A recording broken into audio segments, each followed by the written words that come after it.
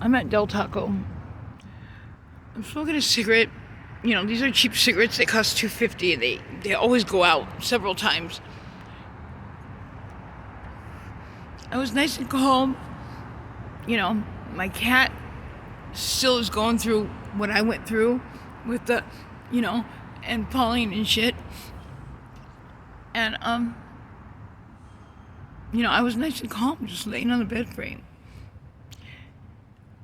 Now the sight of her just gives me that instinct to run in the other direction, to leave, that I gotta get away from her. And that's sorry to say. I raised this kid, and where are my insides? Even before the accident, where's all the love that I gave her? Where, she learned to imitate it and do it, and, she had changed for a while. And I put, all the crap behind me. But, no, she's been back at it. Tell me that my brother don't love me. She told me last time, brother don't love me. He hates me and all kinds of stuff. And I called him up. He said, no, she told me a lot of lies. That my oldest daughter said this and that. My oldest daughter has never talked to her and freaking since she was a baby. Yeah. I don't need somebody, and it's bad, but I'm not going to continue to be manipulated and her to run me, and, her to take over my place and leave me uncomfortable and not be able to move around and yelling at me and disrespecting me, in my own apartment, and taking over and trying to get a reaction, because that's what she was sent to do. She turns on and off so quick, and she can cry on cue. I've seen her with her ex-girlfriend and stuff. She threw herself on the sidewalk and started screaming in tears and everything. And then I walked up to see if she was okay, and she needed me to help her, and she kind of winked and kind of smiled while she was crying. But she changed for a while. So I had much hope. But then, no. Back to the same crap. She twists everything around. When she turned 18, I was so relieved. And that's bad to freaking say. I was so relieved because, if my son had treated me like that, no, I don't think so. I wouldn't have took that disrespect. But I had lost my son to the juvenile system. And she kept threatening to call the social services and have herself picked up. She kept on blackmailing me. I had come from homelessness and living in a motel with her. She threatened me, well, if you don't give me this or you don't let me do this, I can get us kicked out. And I was scared to be homeless again. I was at the motel and out on the streets for like 10 months. The day I got the apartment with Miss Linda helped us was December 15th, 2005. It was the day that Stanley Tookie Williams, that started the Crips with Raymond Washington, the day that he got executed or put to death is the day I moved in. And, man. Yeah, that's terrible to say. When she turned 18, the neighbors used to warn me she was coming. That's how bad she was, and how bad I had it when she was a kid. Yeah. The neighbors would warn me back then too.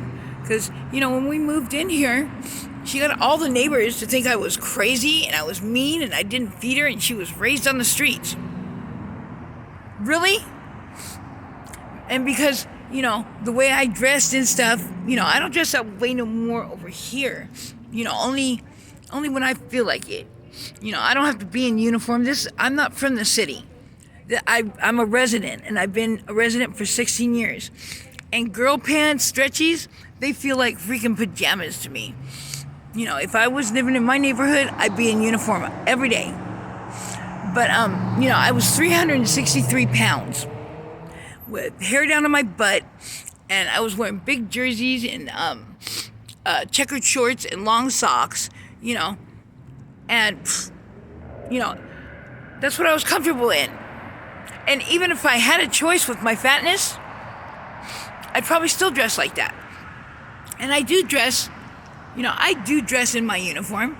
Like when I feel a certain way, or I'm feeling homesick, or I'm going some place that makes me real nervous, hey, my uniform makes me feel comfortable. You get me? Or if one of my homeboys, my home team, comes and picks me up, it hasn't been often because of the COVID, I walked up there one time looking like a girl, and I'm not good at being a girl, and my home team told me, go change. They don't want to see that. They know me, and they've always loved and accepted me for who I am, bad or good, whether I fucking, took 2 steps backward and fell in the gutter, or whether I've changed a good, hell, I told you I changed since the accident. They're the ones that know me the best, and, and me becoming an empath and being different now, they accepted that just like the bad changes, all these tears, and I never cried. I wasn't a crier. I made fun of women, not to women, but with the guys and stuff, I'm more feminine now. Not that I was a bull dyke, I am gay, but no, I wore tank tops, the bins and the freaking, my uniform was more like theirs. The girls were dressed in like skinny jeans and bands and jerseys. I wasn't like them, but I had more the guy mentality. You get older, you have kids, you get soft, it fluffies you up more, it makes you more tender, but that accident really changed me. And I cry when I'm happy, I cry when I'm frustrated, I cry when, and, the way I changed, God was preparing me for this shit. He was preparing me for this, the changes. Because I would have handled it a whole different way. A whole fucking different way. And remember, I was still labeled a schizophrenic back then. And I wasn't schizophrenic. I'm not schizophrenic, but I was labeled one back then, and the psychiatrist knows I'm not schizophrenic. He says that I don't even need mental health. He said, I need a neurologist. So, you know what? The accident also changed me to stay more calmer when I talk. Before I used to rant out, and I just sounded crazy. But God was preparing me for this. I'm different. And the homeboys, I don't know. They knew I was gay before I did. Even our day one leader, my day one leader, I told him, how come you never said anything that I was gay? My dad told me, and I cursed at him. I said, but if you guys would have told me, I would have thought about it and thought, analyze my, the way I am. He goes, hey, we thought you knew you were gay, but just didn't want to deal with it, and didn't want to tell nobody. Really? So these guys, they know me, and, they've loved and accepted me for who I was, what I did, even, when I was robbing stores, grocery stores with a gun, yeah, everything. I wouldn't be around him when I was a heroin addict because I felt that was a real shameful thing to do, and I would not, because I'm a girl. I'm the only girl from the guys' part of the gang. So, I didn't want to get sloppy drunk. I didn't want to get high, but you turn into a zombie when you smoke sherm. No, I didn't. I was a girl, Yeah, I was treated as an equal, and they didn't look at me like, but, still, I was a girl. And, my changes, it didn't even faze them. Because it's just another change, And for sad girl to start crying all of a sudden, crying when she's happy, crying when she's sad, crying when she's frustrated, or when I feel something touches me from somebody else. Yeah, that girl's a crybaby now. And she's tender. I'm still a gangster, and if you fucking push that out of me, it takes a lot. But you know what? No, God prepared me to handle this shit. And they keep they're sending in my daughter, like people that are supposed to love and care about me. And hey, she don't love and care about me. She's already shown that. Nobody comes by. They don't come by. They don't call, Mom, how you doing? I haven't even had a normal conversation with my son since he got out from doing 12 years of prison. And we were close before that. Everything. And you know what? The way that a son treats his mom, and if he goes and sees her or asks her, if she's okay, does she need anything? Do you want me to just come over, Judy, and hug? You want me there for, that's how you can determine a good man from one that's fucked up in the head. Is how he treats his mom.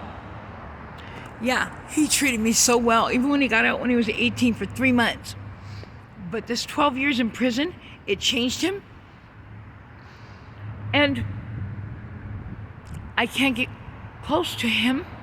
He won't let me. Not even a conversation, a normal conversation. Like the ones that we used to have. Nothing. Who don't need to be around their mom? At least they had a fucking present mom that was there and raised them and got down on her knees and played with them, and went out and had adventures and, hey, let's go make memories. They don't remember all that. They just remember any of the struggles and the hard times and the problems. And when one of us had a problem, we all had a problem, and yeah, kids are gonna, but yeah, my kids. And it hurts so bad. Because I feel fucking cheated. I feel cheated. And if you could do anything against your mom, like, push your way in and start yelling real loud a bunch of lies, to try to get her kicked out, or her neighbors call the police, or her neighbors look at her like she's fucking fucked up. You don't love and respect your mom. You're a piece of shit.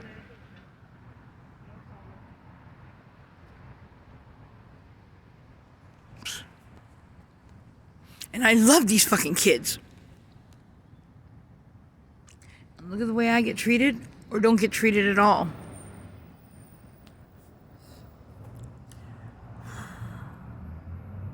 My heart is heavy, and so is my stomach. I love you guys. Thank you for letting me vent. Any advice, any comments, I welcome them.